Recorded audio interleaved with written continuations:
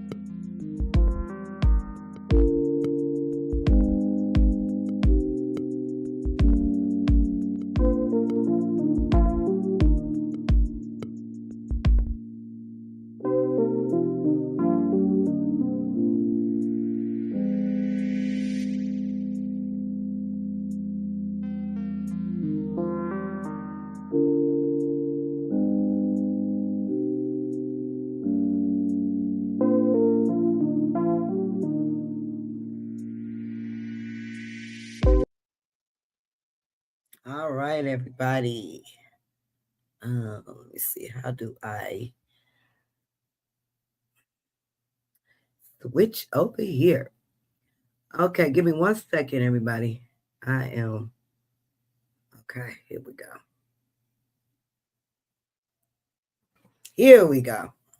All right, everybody. Good evening. Let me make sure I shared this into the other group here. This is part of our Spotlight series on autism. Okay. Just want to make sure. If you are in any of the groups, make sure that you click on the actual video if you like to join in the conversation. Give me 1 second. I'm sharing. They should make this easier, but you know. Let's see. One last place, and we can get started here.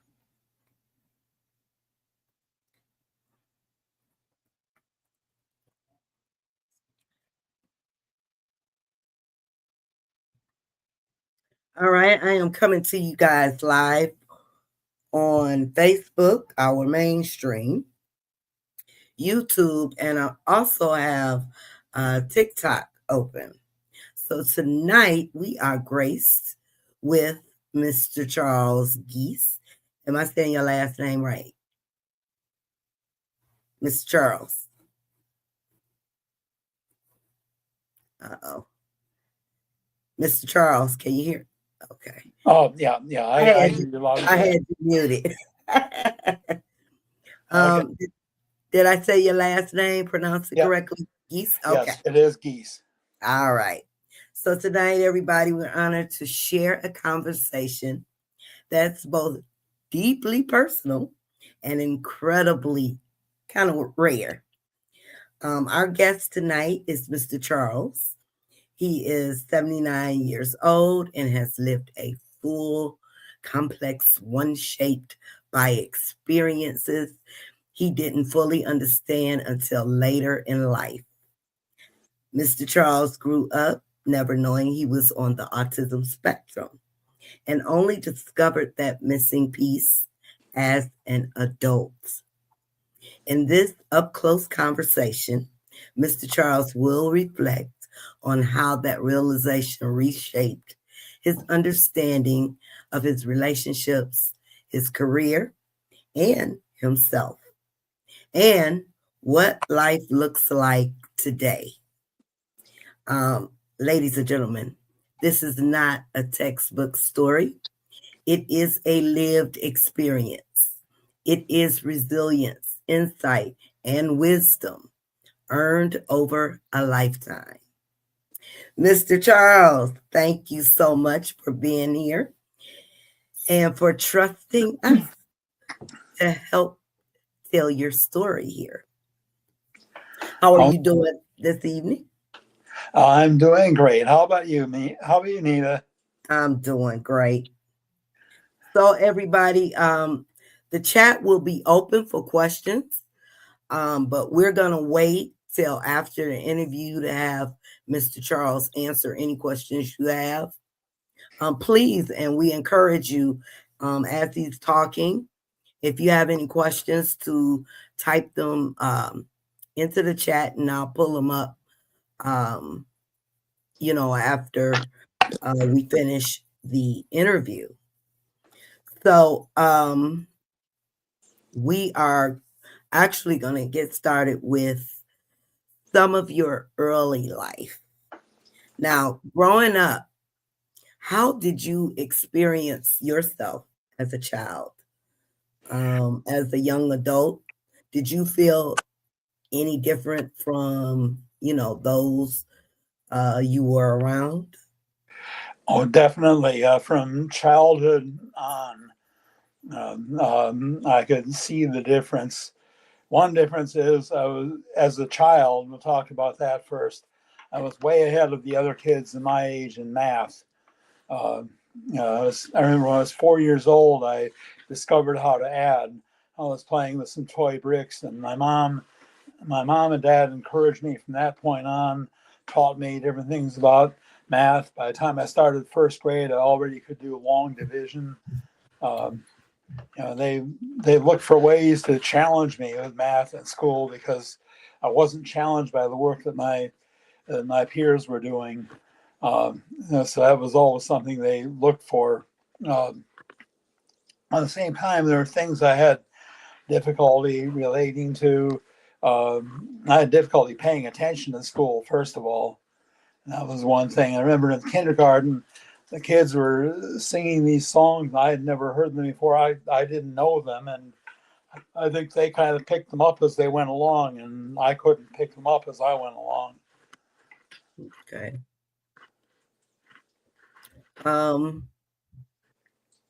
So what I was you answered part of my next questions. Were there moments in your early life where you just sensed something didn't quite fit? Even if you couldn't name it. But Oh, the yeah. songs were part of it, right? And a lot of it was just not being able to fit in with the other kids and not understanding why. Like after second grade, we moved from where we were on Long Island. We moved to Wilton, Connecticut, and I thought, well, I wasn't fitting in right away because I was the new kid in town. But my sister made friends quickly. My sister was 3 years younger than I was, who was in kindergarten, made friends quickly, whereas I couldn't. Then as time went along, I saw new kids moving to town, and right away they were in with the in crowd, and I wasn't. And I was having trouble understanding why I couldn't fit in. Okay. So, so in school and your social life, that you were feeling you just couldn't fit in. How was school? Definitely. Overall, how was school and your social life during that time overall? Well, were you getting frustrated a lot, or? I did. Now I did, as time went on, find some social life with some boys who were younger than I was. we did some things together, but still I wasn't fitting in with my peers, and that bothered me when my sister was able to make friends easily. Okay. So tell us, how did you navigate your relationships, your friendships, family, and romantic without knowing you were on the autism spectrum? How Well, did things go? it was difficult. I really didn't date in high school, for one thing, and it was the whole thing was difficult navigating that. Now, one thing that did help me to some extent, well, there were three things that helped me to some extent.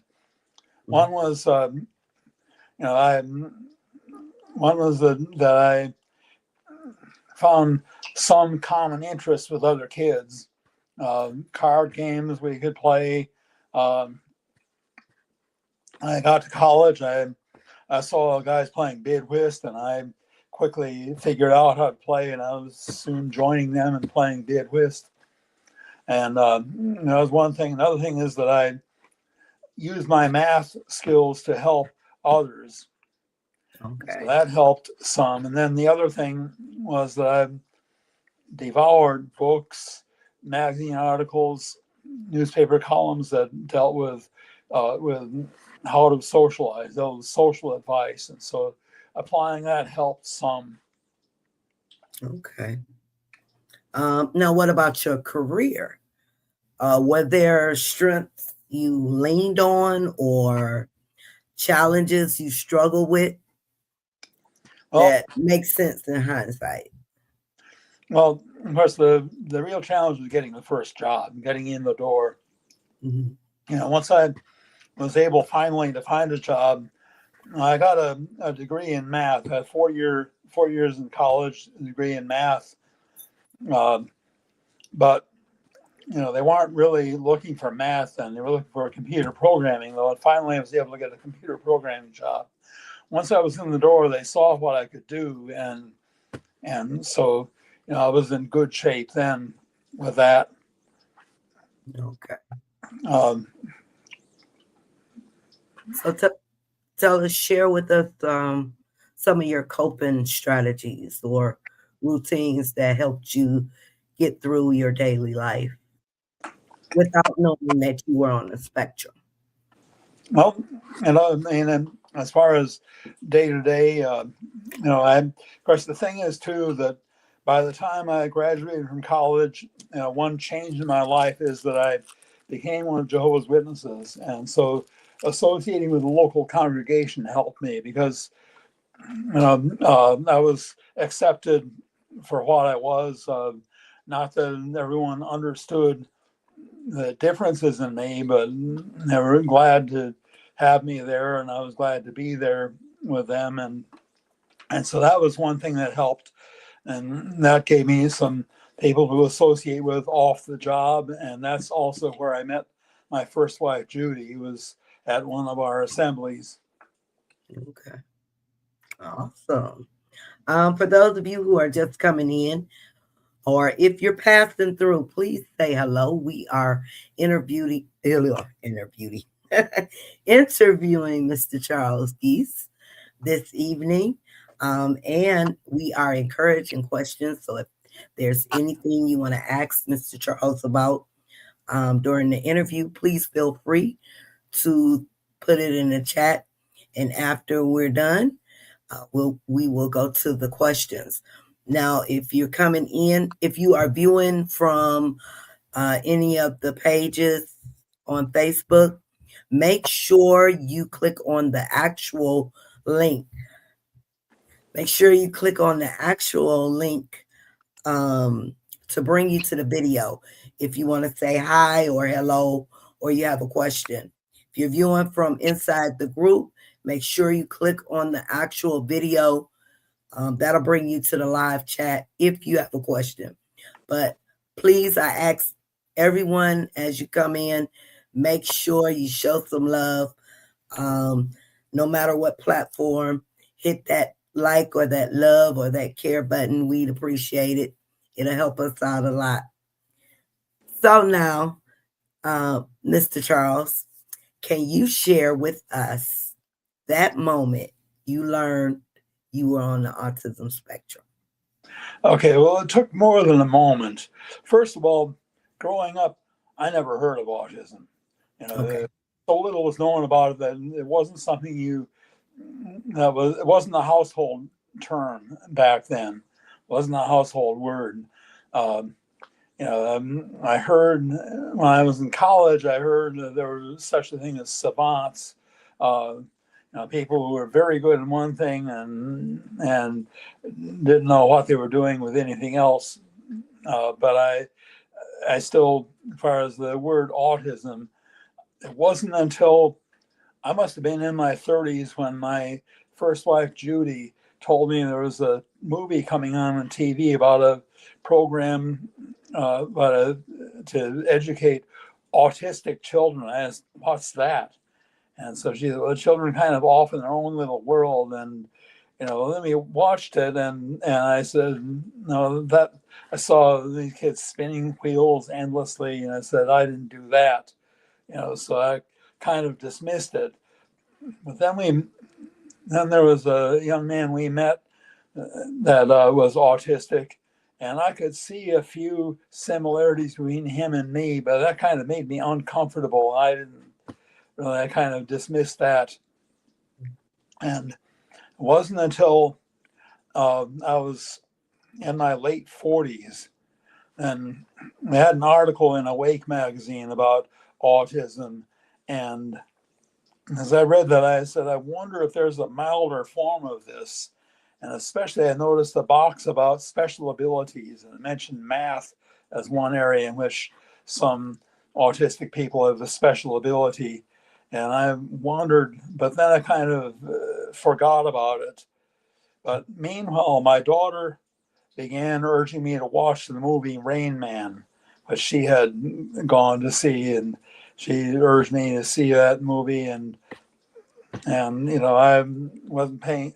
I heard her say it, but I didn't really take the time. But then one time I turned on the TV, and that movie happened to be coming on right at that moment. I said, Dorothy's been urging me to watch this movie. Let me see it, see what it's about.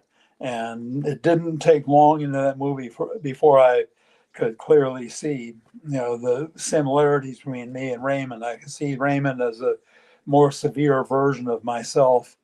Um, I could see even the way he reacted to a catchy phrase, catchy advertising jingle, and I could relate to that. And I could relate to his being stuck on routines, although I wasn't stuck on routines to the degree he was, but I still could relate to it and to his and while I can do 3-digit multiplication in my head and some things in my head that other people can't do, but the kind he could do in his head I couldn't do. But then again, he couldn't make a very simple practical application of his math, whereas I can make practical application of math. So I could see him as a more severe version of myself throughout that movie. And after watching the movie, I looked up autism in the Mayo Clinic Family Medical Guide. And right at the end of the article on autism, it said that there is a milder form of autism whose main symptom is social awkwardness. Bingo. Yeah. Yeah. And that's what then led me to begin exploring. I talked subsequently with my mom. I said, you may think this is crazy, but, and then I told her, and she said, no, I don't think it's so crazy. It makes sense. And I told my sister also, and I talked with her over the phone, and she said it made sense to her too. And, then subsequently I turned on an NPR program, and they happened to be interviewing Temple Grandin regarding the book that she had just released, Thinking in Pictures. And uh, from the things that she said, I could again relate to a lot of what she said. And I went and got the book, read it through. Then I contacted the local Autism Society, the president of the local chapter of the Autism Society of America, referred me to a neurologist who made the formal diagnosis. Okay. So, um, your emotions at that time. I know it was a sense of relief, but what else did you feel Well, when you got the the diagnosis? sense of relief, I'm glad to understand something about myself, understand this, and also I understand what challenges I'm up against and whatever things I try to accomplish in life. Um, I also, it also, though, over the years have made me more understanding of other people's challenges. Other people face various things, the various things they have, other things that, I remember one time talking to the lady in my congregation when we were in Virginia. She was describing some things about herself, and I asked her, if she suffered from seasonal affective disorder, and she said yes, she did. And because what she described, I recognized that was what she was describing, and but I could understand that in a way I couldn't have understood it 20 years earlier. And what about understanding your past self? Like, you got more clarity of what was going on with you. Oh yeah, definitely. Mhm. Yeah. Okay. And the thinking in pictures is kind of interesting. I've learned, of course, as the book mentions, not everyone who is autistic thinks in pictures. Not everyone who thinks in pictures is autistic, because Cindy thinks in pictures, but she's not autistic. Okay. Yeah. Once again, I want to let everybody know, if you are viewing from inside any of the Facebook groups or on the page and you'd like to come in and say hello or ask a question, please click And to one thing bring too, you to live chat. Go ahead, Mr. Charles.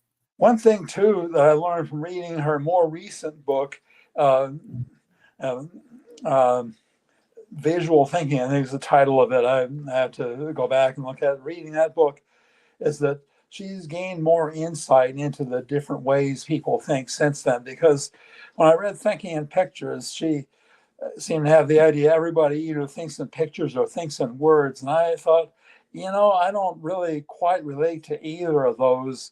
But now she realizes there's also visual spatial thinkers, and they tend to be good at math. And I took this true false test that's in one of the opening chapters of the book, and it showed that that's where I fit into. And now I understand there's more of a spectrum in the way people think. It's not just this or that. Okay. So now that you got the diagnosis, and you feel that sense of relief and clarity of what's going on with you, how was the relationship with yourself afterwards? How would you describe yourself, your relationship with yourself? I would say it's much better. I understand myself a lot better, and that's the thing. It's helped me to achieve other goals in life, and helped me to understand what I can do with ease, what I can do with difficulty, and what might be out of reach for me right now. Okay. And what about with others? I want to ask, when you shared your diagnosis, your discovery, with others, friends and family, how did they receive it? What were their thoughts? What were their feelings? What did they say to you about your discovery? Generally speaking, they it's like, now we understand what's different about you. Mm. Generally speaking, that's been their reaction. And man, and of course, one thing, Cindy, when she met me, I had already been diagnosed. I already knew, and so she has known all along that I'm on the autism spectrum.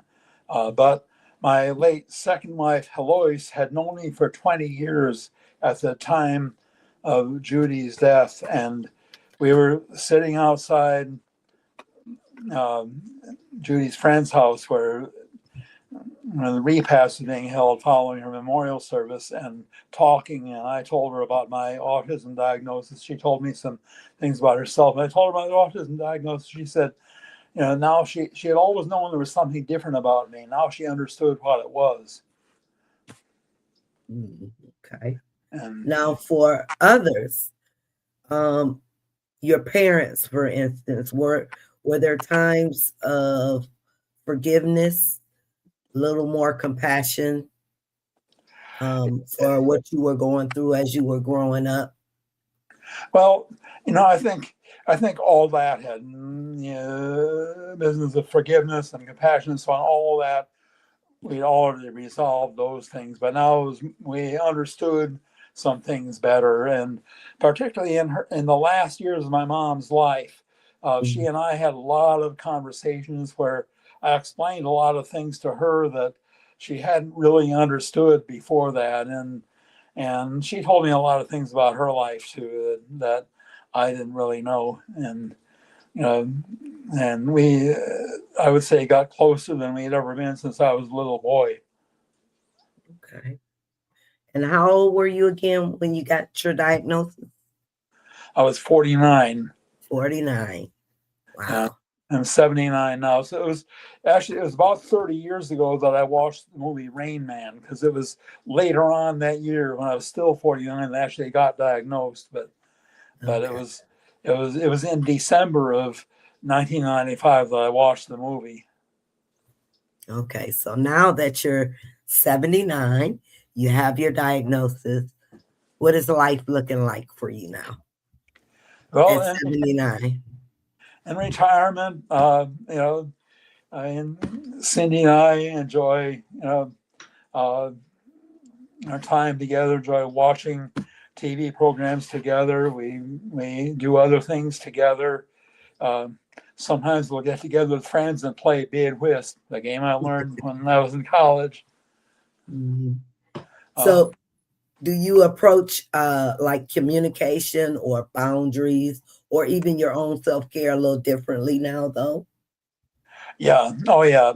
And you know, and I mean, sometimes Cindy will call things to my attention that I need. Hold you guys. You can continue to talk. I'm sorry, guys. The doorbell. Okay. Yeah. But is there something you would add to that, honey? No. Okay. But yeah. So She went to answer the doorbell. yeah, I'm kind of waiting for her to come back from answering the doorbell.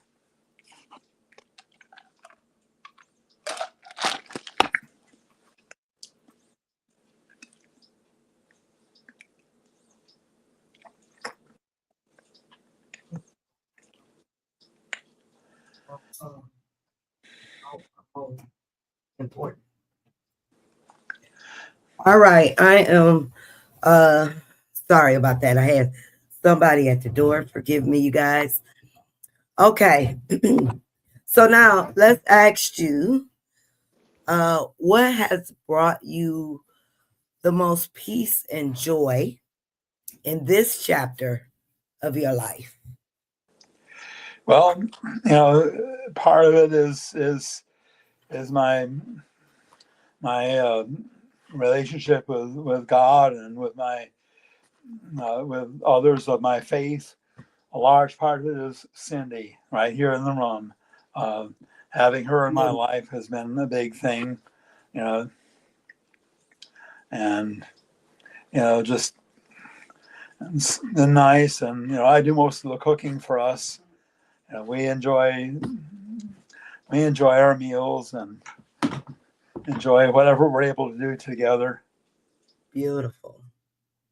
Okay, so now let's talk a little bit about looking back.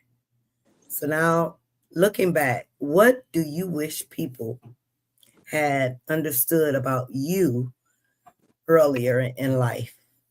What is something really that you wish everyone understood that Well, they didn't understand? yeah, I think, first of all, I wish I had understood it, and then I wish other people would have understood it too. And that's just the fact that there were some differences about me, and the fact that there were things that I grasped readily and things I had difficulty grasping. The business of Keep having talking. a sometimes having a kind of tunnel vision about things, looking at things kind of one way and needing to be helped to see outside. I know my dad worked with me on things like understanding figures of speech and metaphors and so on. He worked with me on that. Okay. What would you say to someone who is discovering they're on the spectrum later in life? One second. Go ahead and answer that. I'll be right back. Yeah. Well, I would say again, um, I hope that they would view it positively the same way I viewed it. I mean, the fact is, I always was on the spectrum, whether I knew it or not. Now, it's good to know it. Now I know, what challenges I'm up against, what things I'm good at, what things I'm not naturally good at. But now that I know what I'm up against, I know, you got to work harder on certain things. And I would say the other thing, view it as an opportunity to get to understand the various challenges other people face, because you may understand some things other people are dealing with, but the others may have difficulty understanding. People who are dealing with depression, dealing with ADD and ADHD and with bipolar, all these things. I have to apologize, you guys. I didn't know the door was going to be going off today. So how do you define resilience after everything you've lived through? The not knowing what was going on with you growing up. What would you say your resilience? I think having a positive outlook, having an outlook of can do. Others can do this. I can do it too. Having a positive view. I want to do the best I can. Appreciating too that this is what other people have the right to expect of me. They don't have the right to expect of me more than I can do, but they do have the right to expect of me what I can do. And that would have been my next question. You sort of answered that. What lessons about identity and self-acceptance feel most important to pass on? Yeah, and that's what I would say. One thing today there's this movement, this tendency to view disability as a bad word. I don't go along with that. I think there is such a thing as disabilities, and or challenges, at least some things that may not be you can't do things, but it's going to be more difficult. You got to realize it is going to be. Uh, I saw a post on Facebook that said autism isn't a disability; it's a different ability. Well, the problem with that is that different ability is a euphemism for disability. You know, differently abled is a euphemism for disabled. You wouldn't describe somebody as differently abled, for example. Let's say a person you had met a person who could see ultraviolet light, or a person who could hear literal dog whistles. You wouldn't describe that person as differently abled. Or a person who could run a kilometer in 2 minutes. You wouldn't describe him as differently abled. Differently able is used to refer to someone who has difficulty doing something, not someone who can do things that others can't. And so, that's the problem I have with that. Let's call things what they are, and I'm not ashamed to say that. There's this quest for a cure. Problem I have with that is that I don't think it's realistic. If it were realistic, I wouldn't have a problem with it. By all means, if a cure were possible, sure, why not? I think looking back at looking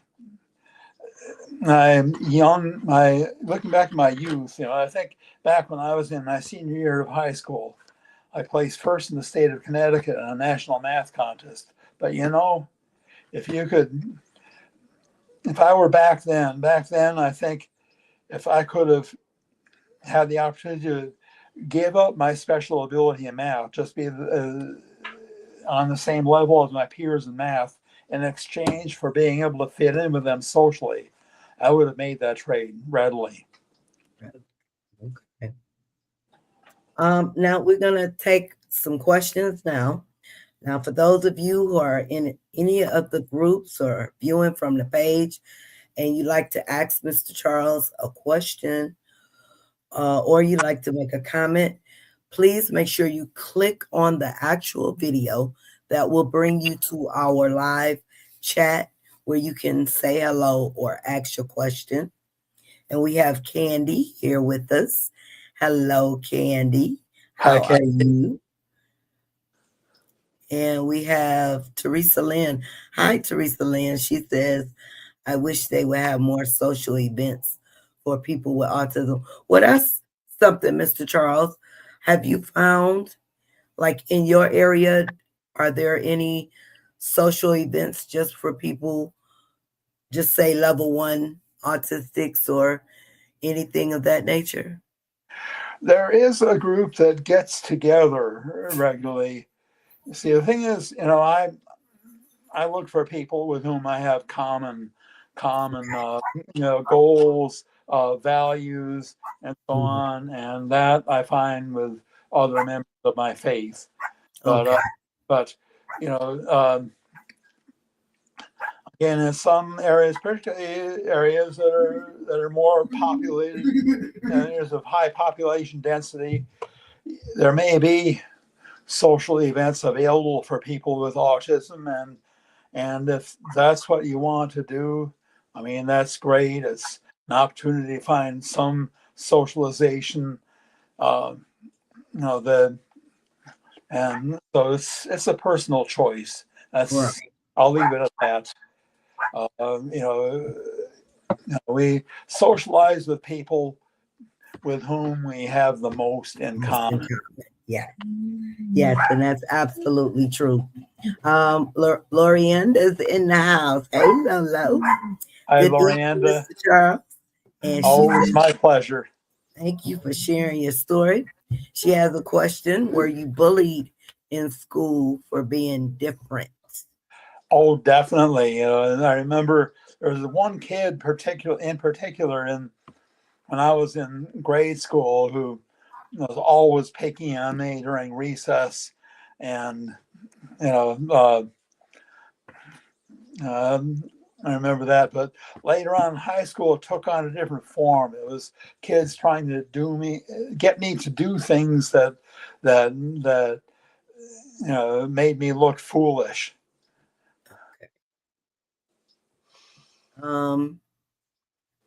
How old were you when you started reading? That's one of the questions. Were you hyperlexia?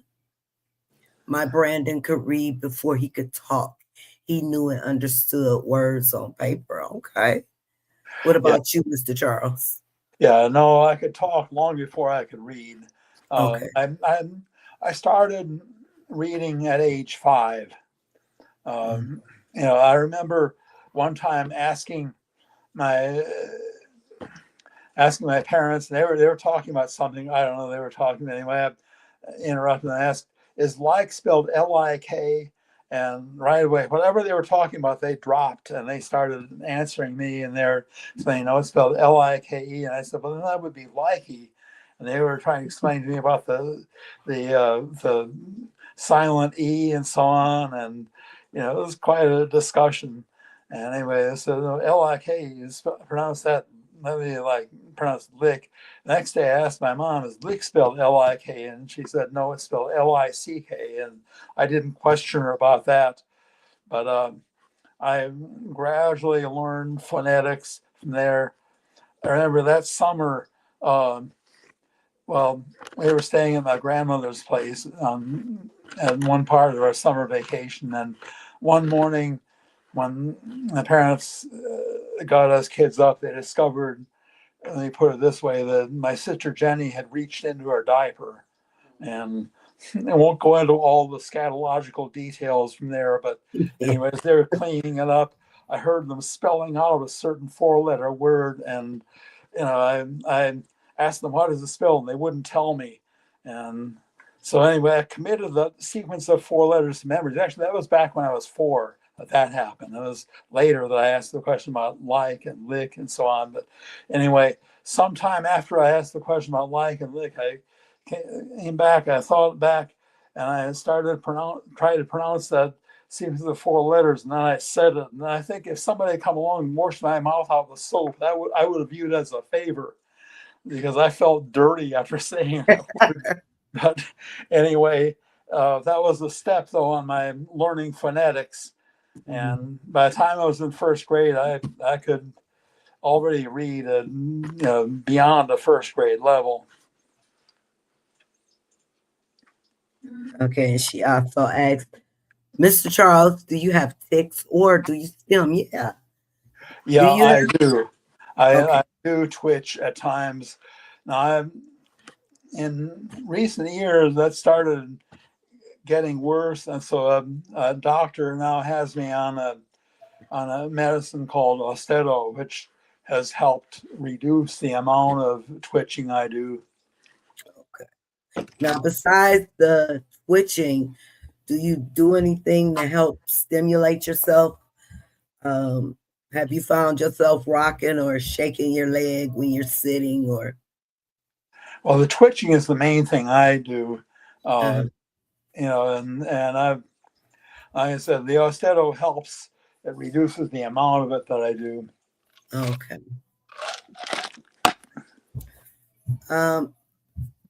Do you have any siblings, Mr. Charles? Well, I mentioned my sister. She died from cancer, though, 28 years ago. But I have my brother. My sister was 3 years younger than I was. My brother is 10 years younger than I am. He's a math professor at the University of Maine in Farmington. I think he's still teaching there too. I imagine he'll probably retire soon. But. Okay. So thank you so much, Mr. Charles. But lastly, before we go, if there's one thing you hope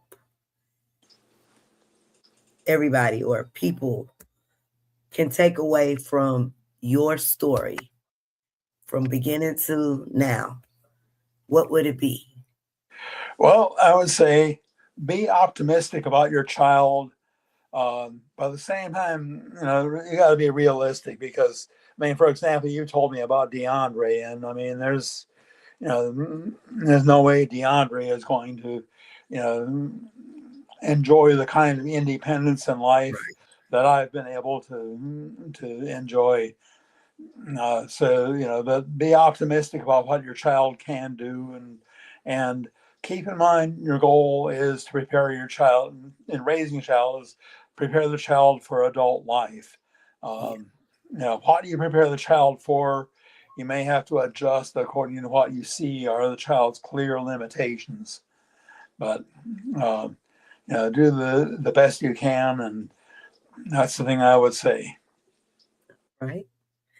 Well, it is always a pleasure to have you. And thank you so much for doing this interview with us and sharing a part of you, Mr. Charles. We really appreciate you. And we won't see you next Sunday, right? That's right. This Sunday you probably won't, because Cindy and I have an assembly to go to. It's in Newburgh, New York, which is about 2 hours away from here. And so it's unlikely I'll be on for the group meeting this Sunday, which means the next group meeting will be on Sunday, January 4th. Okay. Well, you guys, we're going to continue our spotlight on autism, and I was doing a spotlight on Detroit autism. We have Tiffany Jackson coming up, and we have Dinah and Nathaniel coming up this week. We had to reschedule a couple of our interviews, but make sure you guys join us Thursday and Friday. Change the World for You, Tiffany Jackson will be with us Thursday at 7 p.m. And Nathaniel and Dinah will be with us on Friday at 7 p.m. Okay, So, Thursday and Friday. Yeah, Okay. Thursday and Friday at 7 p.m. For this interview will be up. I will have it pinned at the top for those of you who come in afterwards. And if you have any questions, you can leave them in the chat and we'll check for them. And I appreciate each and every one of you. But as you leave out, please make sure you share some love by hitting that like or love button. And thank you. I appreciate each and every one of you. Any final thoughts, Mr. Charles? Yeah, just I appreciate being invited to give this interview. I'm always glad to share, my experiences and insights to whatever extent they can be beneficial to parents.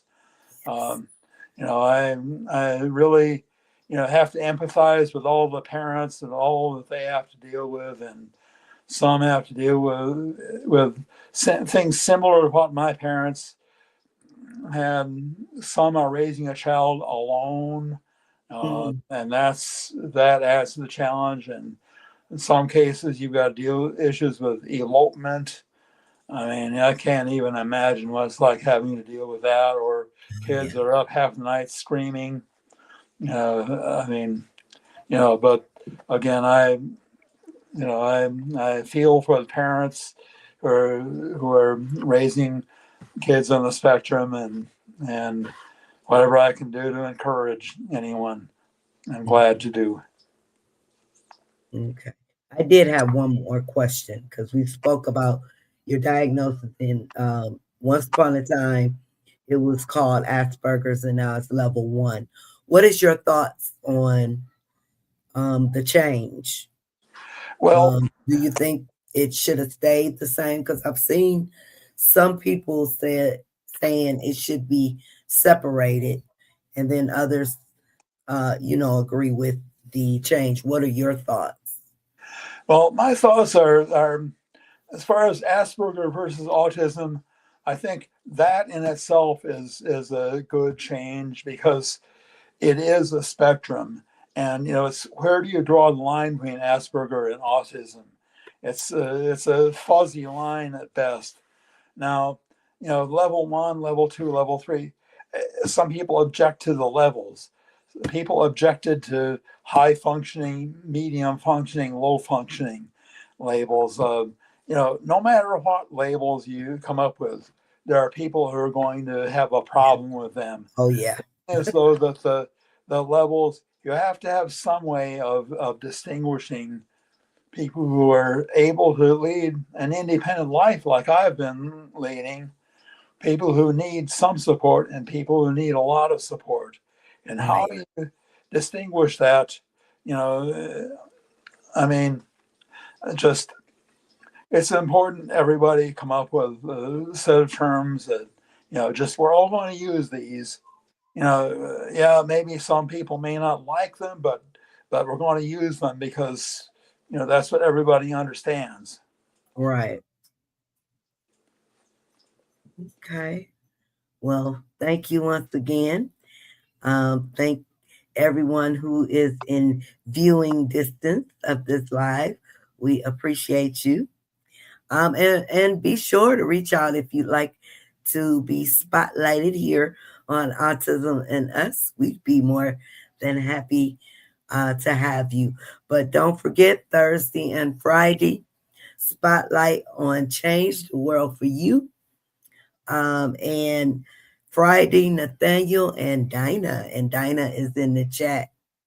Dinah says, I'm glad it changed because under Asperger's, the services are not provided because they do not always struggle academically. Okay.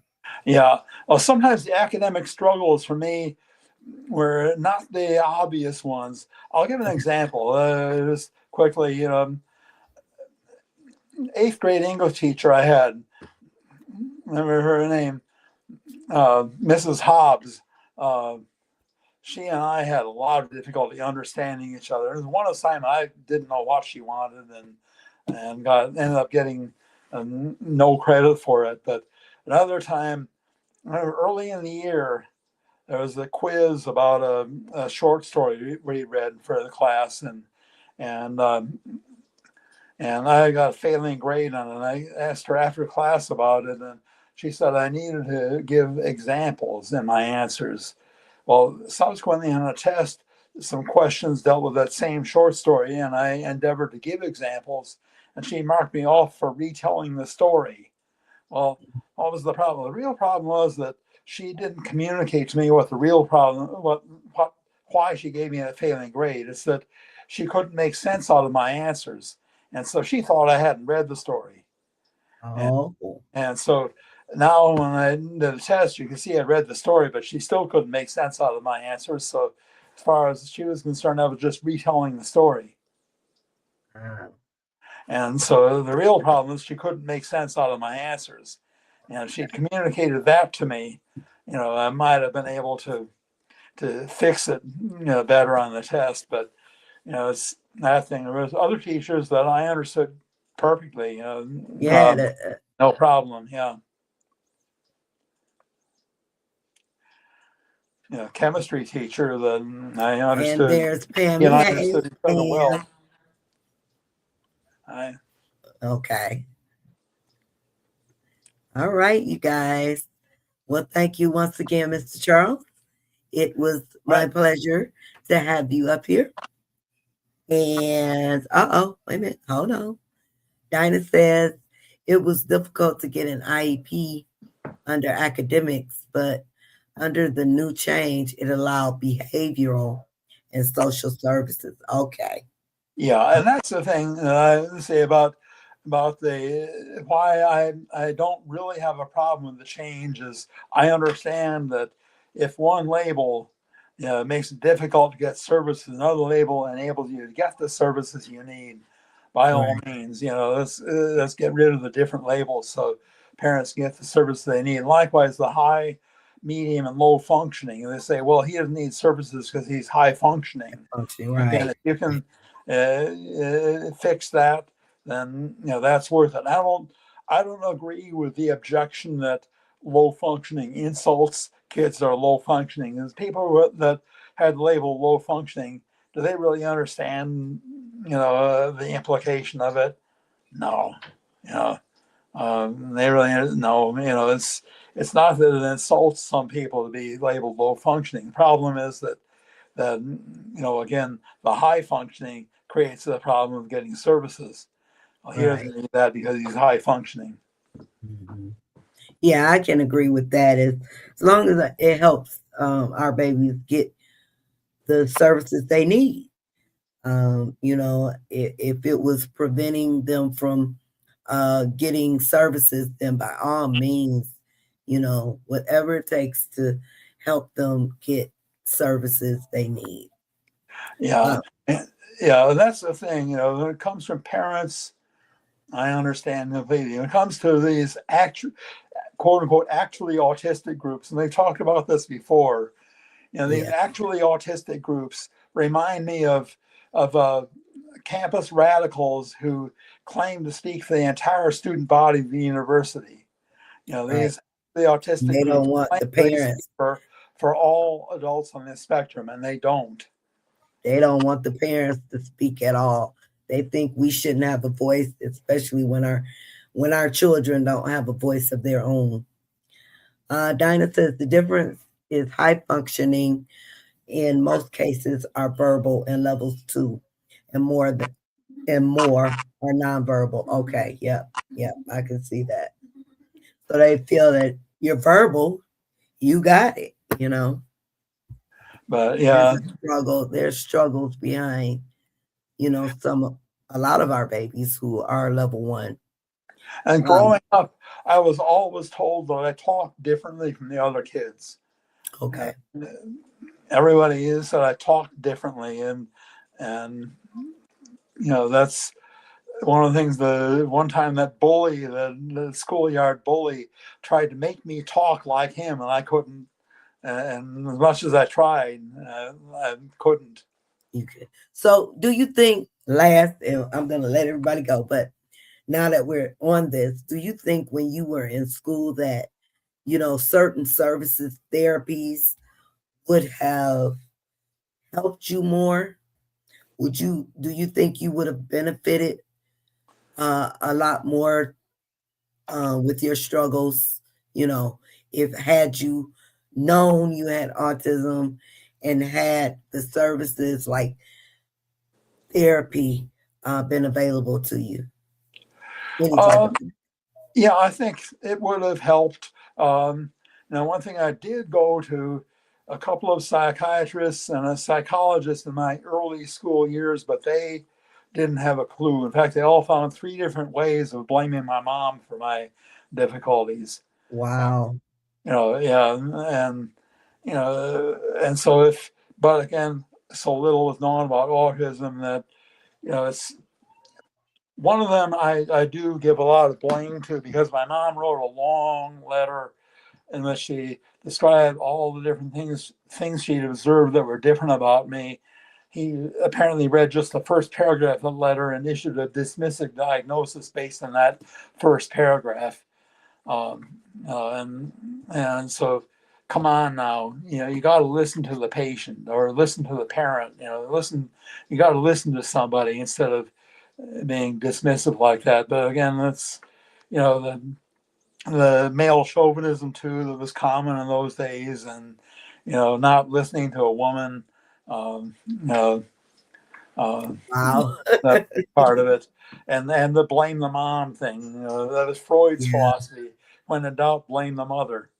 Right. And mothers, for you mothers who are caring for autistic loved ones, it is not your fault. And don't ever let anyone tell you it's your fault, because it's not. Yeah, I think that could have helped. I know when I got to college, Uh-huh. they recommended a remedial speech course for me, which I took in my first term in college.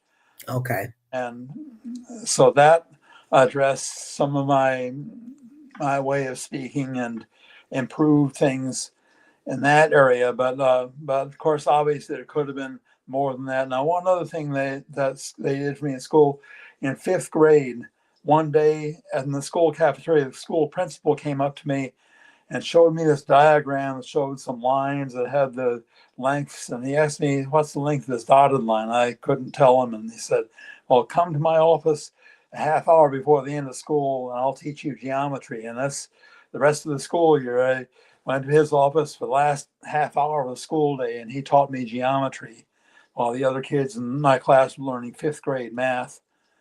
He was teaching me geometry, and then from that point on until I finished 8th grade, when I did math 12. After that, I had to take correspondence courses from the university because they ran out of math courses to challenge me.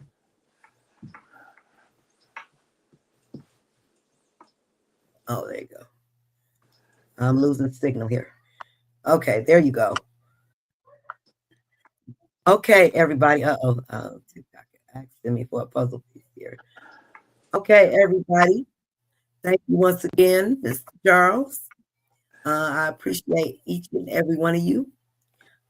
If you're just now tuning in, the video will be up for your enjoyment. And if you have any questions, you can always leave them in the chat. And until next time, don't forget to tune in on Thursday at 7 p.m. for another spotlight on autism. All right, you guys. Thank you so much. Have a Good great night, night. everyone. Good Thank night, you. everyone.